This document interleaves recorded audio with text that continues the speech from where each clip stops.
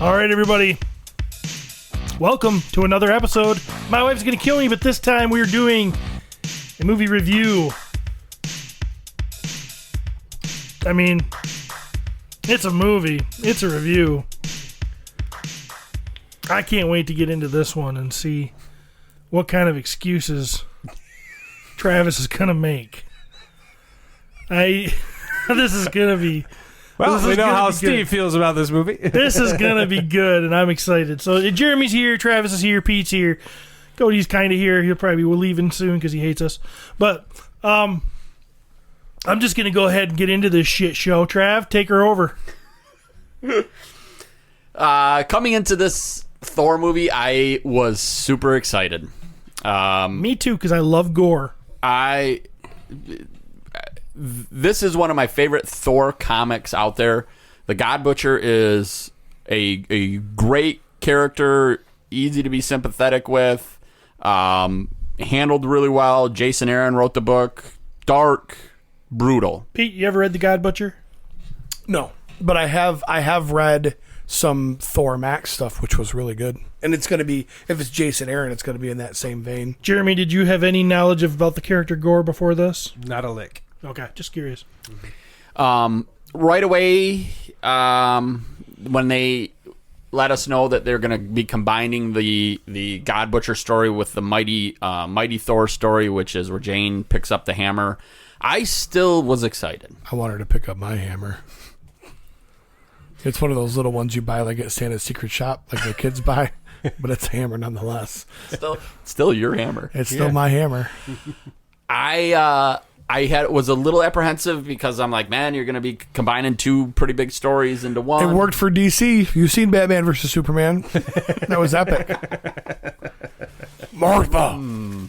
But I am a Marvel cuck, so I was like, hey, they're going to make this work. And so I'm excited.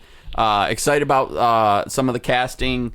Obviously, if you're here, you know what this movie is about, but I want to just kind of catch up everybody. Spoiler alerts. Oh, yeah. Just so you know. Yeah, we're spoiling them. This is a review. But Jesus out of this. What is that noise? Is that in my head? No, it's Kane's. Kane's out Kane. there. Yeah. Okay. Let's see here. Obviously done by... someone tell me how you pronounce his name? Taika Taika Waititi? Yeah. What? Something like that is how I've heard people say it. I'm not sure that's correct. I see what titty. TW. I see the titties. When I see that, I always think with titty. Let's see. This was co-wrote the script with Jennifer Aniston and stars Chris Hemsworth as Thor alongside Christian Bale, Tessa Thompson, Jamie Alexander, a bunch of other people. In this film, Thor attempts to find inner peace but must return to action and recruit Valkyrie, Korg, and Jane Foster, who is now the mighty Thor, to stop Gore the God Butcher from eliminating all gods. So, premise of this, Never realized that was Christian Bale. The end of the movie. No idea that was him. Dude, how can you not tell about his teeth? He's got very distinct teeth. Idea. Wow, I would never have noticed his teeth. I didn't notice his mole until this they're movie. flat, and then he kind of has fangs, like his natural teeth do. I don't think. What else did we just do that in? Colin Farrell as the Penguin. Yes. No idea. But that one I could see he was wearing so much Right. makeup and everything. Right. It kind of surprised me that you just that didn't. Have we seen Christian Bale bald a lot with weird tattoos on his face? No, Maybe I would missed agree with that. But Is that how he goes out to breakfast on Sundays? But you know what? Too, you He's probably had shaved heads before. What's your Christian Bale movie? I don't know what he's been in. Batman. I know Christian Bale from American Psycho memes. Yeah, That's my Christian Bale, I guess. so I guess I could see that as well. You ever saw He the was one in where Newsies. He was in Newsies. Did you ever see the one where he got all skinny and The Machinist. Dallas Buyers Club or whatever? No, it was the Machinist. And then he also was in that. He's notorious for harming himself for movie roles. Yeah. He's a Mickey Ward, the Mickey Ward boxing story with. Was it the Fighter? It might be the Fighter. The Fighter. Yeah. Yeah, with what's his name? Yeah, I didn't recognize him, bald and covered in weird paint. So I guess he's I'm a an crack asshole. addict in that one. So. Yeah, but I get it. If that's not your thing, but I think because I followed so much of the lead up, as soon as they cast him as Gore, who is a character I I've loved. been hearing about it. I didn't even watch the trailer for this movie. Oh, okay. Really? Nope. All right. Oh, wow. I don't normally watch trailers. Terminator Salvation. Where I watched the first 1 or 2 trailers. After that, I stop because I know then they start to kind of a little bit more. A little bit too much. Yeah, and I've kind of gotten where I want to be surprised at the movie theater. I'm So still I'm going pissed the from the opposite last way. Thor. You want more? I'm going the opposite way, where I'm like, you know what? I don't really give a shit if it's spoiled for me. I don't think it really damages a whole lot in the movie. You know, one time it did was Rogue One. Yeah. That was the one time it did. But that wasn't a spoiler from like a Oh, trailer preview or something. That was kind of. So you don't need a. You don't like being surprised when you watch a movie? Sometimes it's cool and everything, but then I think back to like how I experienced Star Wars on the records, listening to the records and the read-along books. Yeah. You know, and I was like, man. Then when I actually got to see those movies, it was almost cooler because it was like this book coming to life. It was like, whoa, that's see what. that. Yeah, I didn't. I didn't pick up the record and read along book for this movie, so maybe that's why. So you were excited for this movie? Thor Ragnarok ruined previews for me. I'm still to this day think it's bullshit they put Hulk in that preview. Yeah. So, But you were excited for this. I was excited. Yep. I was not excited like I have been in the past. Yeah. My wife was more excited about this than I was. Jeremy? I think I was as excited as Ragnarok in the fact that, like, I'm not a huge Thor movie fan. I like the character. He's grown a lot, so it's interesting to see this. Like, once Ragnarok hit, it was like this big comedic thing, and I'm like, okay, I see the route they're going. So I was excited in that. I knew it was going to be funny and shit like that, and I knew it was going to carry the story. I like Christian Bale a lot, so like it had a lot going for it. But I mean, you know, that being said, it's still like whatever. Yeah. Steven? I was not excited about female Thor. See, that surprises me about you. I was not surprised, but I was excited about the Gore story. Mm-hmm. It was a double-edged sword. I will tell you right off the bat, the female Thor part of it was not the worst part of this movie. Yeah, I can definitely agree with that. So going into this, most of us were kind of excited for this movie. You know, looking forward to it. I was ready to have a good time. Yeah, I was looking forward to our big Endgame Infinity War storyline, big action, regular Marvel movie. Had some great stuff, but, you know, coming off of the Multiverse of Madness, you know, we haven't had a big epic, here we go. Yeah. And that was what I was expecting. That's not what I was given. Cody, did you see this? No. Okay. What? So we open, we get the Guardians. Yep. Were you guys happy about this? Did you enjoy the Guardian scenes? I was happy to get the Guardians, but I thought they looked ridiculous. What do you mean by that? Too comedic. Too ineffective. Couldn't get shit done. Made them look like jokes. Go get Thor. He comes in there, whips the shit out of everybody. Super overpowered. I know Thor's powerful. I mean, I know he's got a... It just made them look... It's like, they don't look like they can do shit. Yeah. You know? So I guess they need Thor, because Thor's always just waiting for them to ask him to come in and kick and whip the shit out of their enemy. I thought it made them look ridiculous. That whole thing was silly as shit. Silly. It looked like they were fighting a bunch of Muppets. Yeah, they kind of were. Yeah. It was Monster. It was, yeah, they were basically there just to transition the story. Yeah. Because we knew he went off with them. And to me, I honestly thought they were going to be a bigger part of the movie. Yeah. I think maybe a lot of people did. And then They hid behind rocks and said they we need just Thor. kind of weren't really there.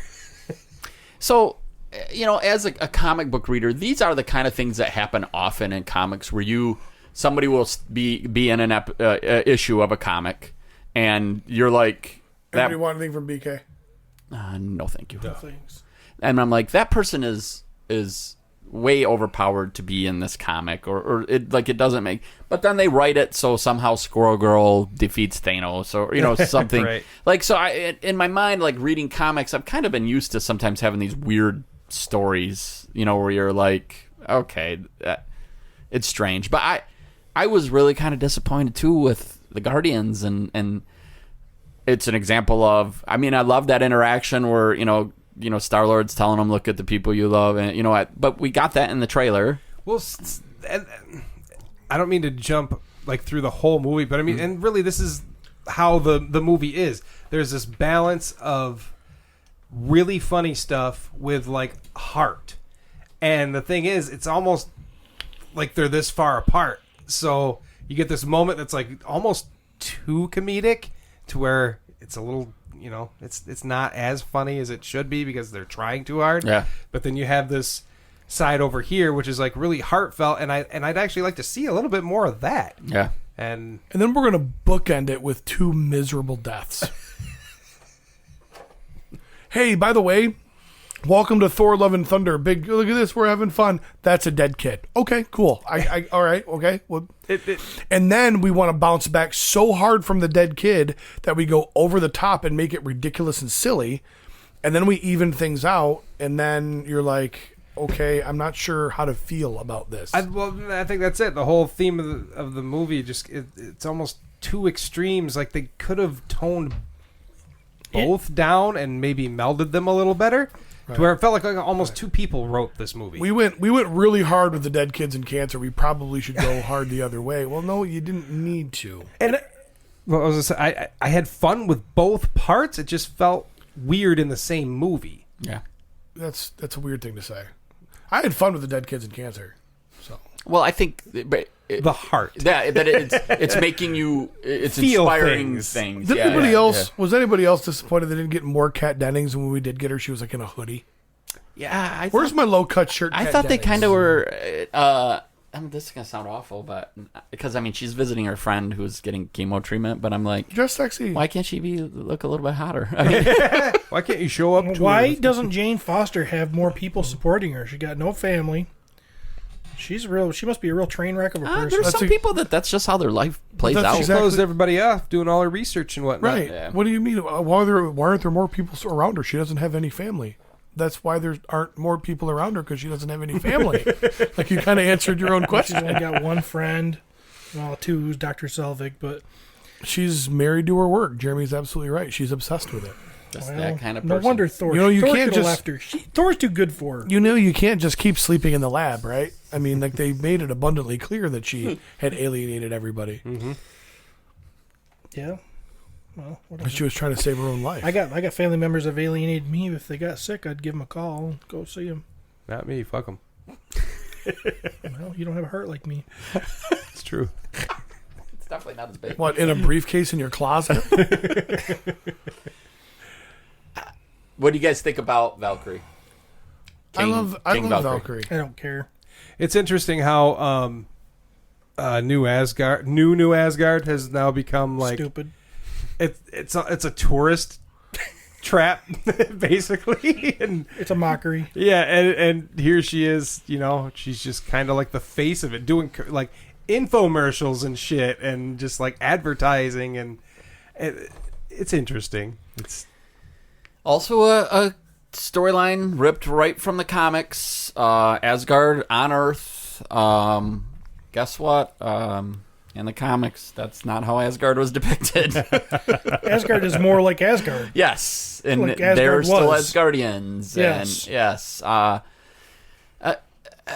Yeah. So the Gore, I want to touch back on him really quick. Did you guys enjoy Bale's performance as Gore? Yes. I think he was the best part of the entire movie. I have no comparison to say that I enjoyed Bale's performance as Gore better than someone else's. I thought he portrayed that character incredibly. The last quarter of the movie is good. Is the best part for me. Yeah. When we go black and white, all right, now it's fun. Yeah. Now it's cool. Now there's stakes. Now it seems like a real superhero movie. Yeah. Yeah, that's my and where Gore was. The only time Gore felt weird to me is when he stumbles upon that oasis, and he's dealing with that goofy god that the first god he kills. And I thought it was weird there for some reason. It was just very.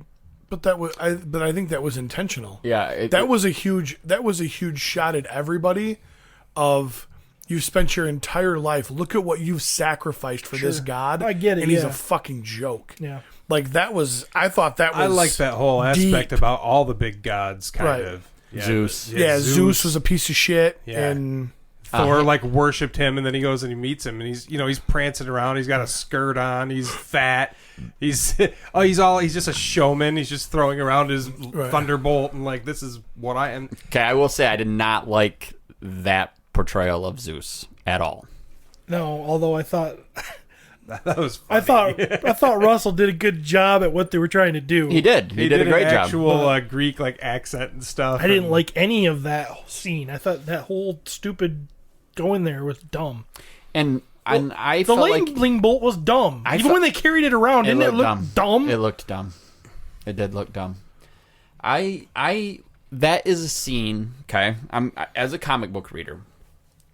When they say we're going to the blah blah blah, the meeting of the gods or whatever, as a comic book reader, I get a boner. Yeah, you're like, I want to see this. I'm so excited about seeing, and I do like God stories. Like I find those kind of, like, I like to read comics that are about religion based things, and mostly, of course, it's for the pictures because you're illiterate. Exactly. I think they're just pretty, but I got excited for this scene. We get this scene, and you got like Celestials looking in the windows outside. You've got all these other gods, which I wish there would have been. Beautiful shots. Yes, by the way. It was beautiful, gorgeous. And then it just was fucking goofy as fuck. Snaps him naked and You flick too hard. So that's funny. Okay, that's your funny moment in this scene, but you make the rest of the scene serious. Yeah. Not the whole thing is funny, so then the funny joke is just kind of like I think, and that's another thing with this whole movie, like, you have these really funny parts. I mean, Thor Van Damming the fucking with his legs spread, like that shit's funny. Yep. But don't immediately follow it up with something just as funny, because eventually those beats aren't going to hit as well. You don't have to be so over the top if you just limit the funny moments and make them more impactful. Which is where I don't have found to Ragnarok had a better balance of that. Yes, Ragnarok had a much better balance. Much different movie. Much different movie. So, like, when they come into this and they're like, obviously the comedy part really helped Thor last time. Mm-hmm. Let's dial it up. No, don't dial it up, man. That's how you ruin shit. And that was my first comment. I said exactly what you said. It was silly. It tried too hard. It felt forced. Yeah. And that's what this whole movie was. Not only was the comedy a problem in this, the writing was just stupid. It felt like a 5-year-old kid playing on the floor of his toy room with a bunch of toys laying around. You're like, oh, we got to get Thor and his friends somewhere, but how do we do it? Well, okay, let me look at my toy. Oh, there's a boat over here, and I got some reindeer. How about I have the reindeer pull the boat like Santa Claus should? You put the X on the front of it, and boom, we're on the Bifrost. Wait. Like, let's be real here. Those were goats. And they were hilarious. But I mean, it just felt like, what? There's a fucking boat that's not even a real boat. It's like a gift shop. Wasn't it like a... It was a ride. It was an amusement park. It was an amusement park? Yeah. And I'm like, we're traveling in this thing now? It just was like, whoa. It was like, we got to get the story from this point to this point, and I don't care how we fucking do it. Just paste some shit together, and let's get over to where we got to go. Well, that's what it felt like, and it was just like, this is so... It was a lot of work to introduce Thor's new daughter. How much have we talked about that what Marvel has done really well is wrote really good stories? Okay, they have written really good stories. It must be torture for you. He corrected himself, though. It must be torture for you to spend time with me. Yeah, I gave him time. these stories have been written really well. Things have made sense. They used a pen and paper to document great stories. I feel like this, just like Steve said, was really not well written and not.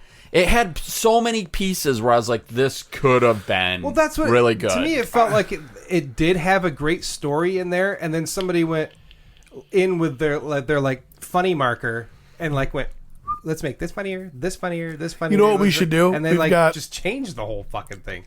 You're right. We've got a great starting point here. You know what we should do? Let's get a DC guy in here. See if we can't ramp this up. Let's see if we can't Zack Snyder this original script here. This was way nothing like a Zack Snyder. It was not dark enough. It was. Would you stop? I was taking a shot at DC. Just let it be. All right. It was.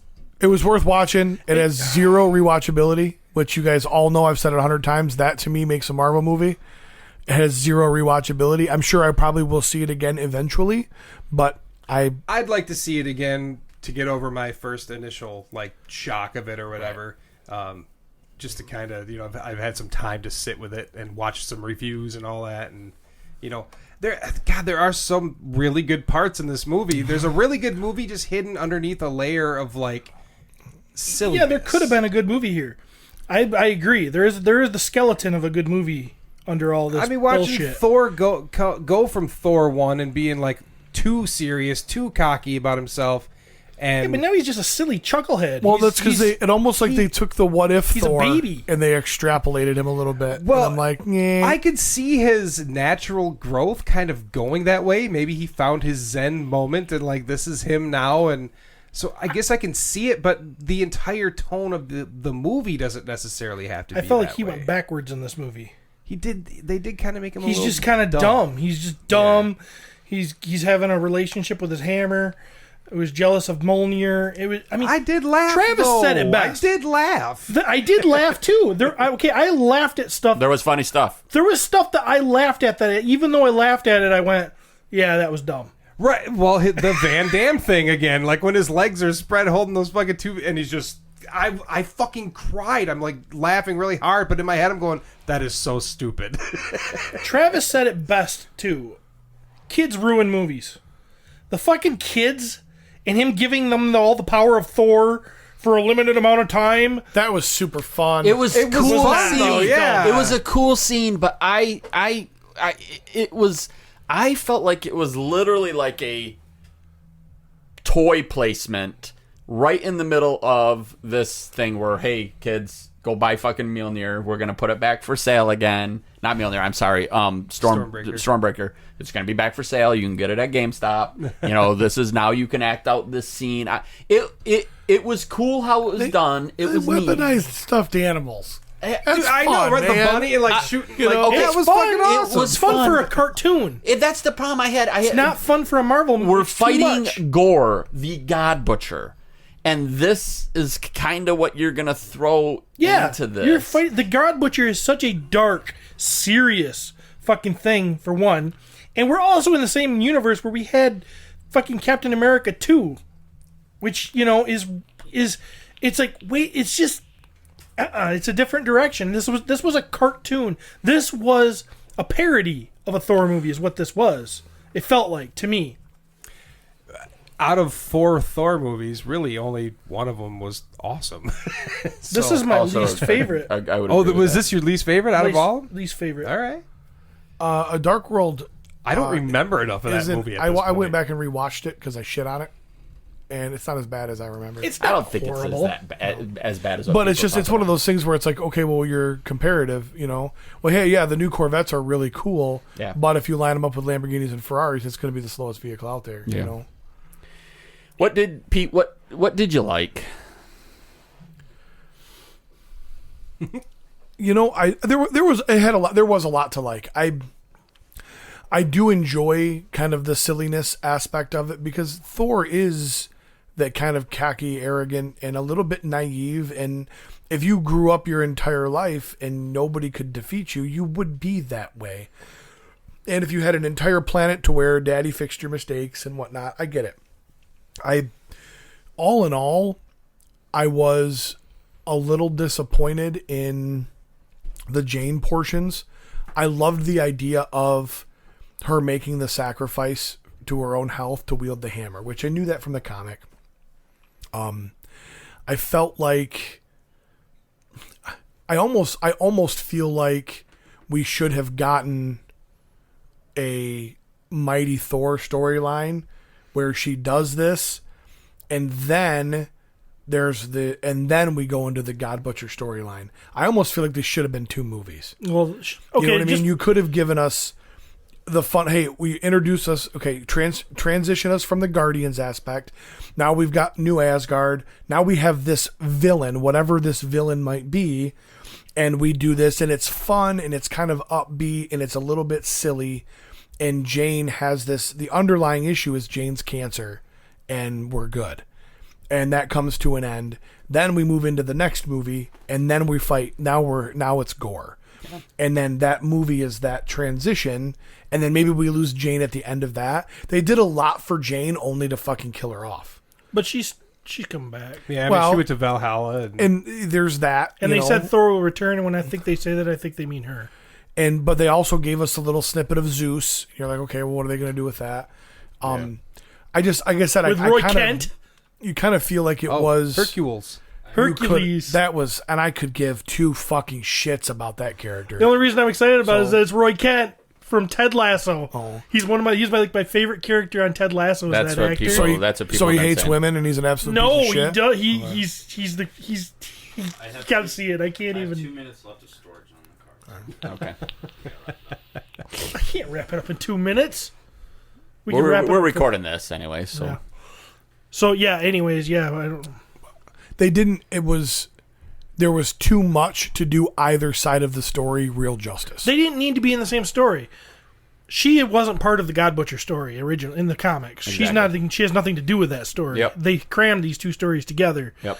And that's what you said. Okay, now that makes more sense now. Okay.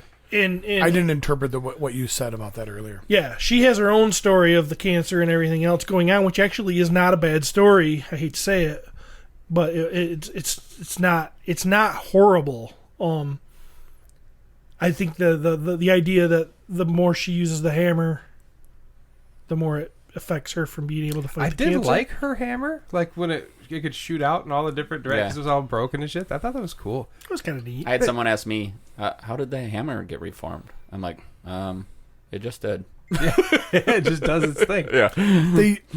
I thought that was super cool how it would break apart and then come back together. I thought that was... Yeah. But I'm like, you all of a sudden see her, like, oh, I think that's Jane, and then the thing starts moving, and then she... Like, there was a chunk missing, y'all. Like, part of that story didn't exist that should have existed. So... Make sure that you guys check out the recording for the rest, and got a feeling Steve's going to go full on postal about women heroes. Make sure you check it out. Thanks for watching.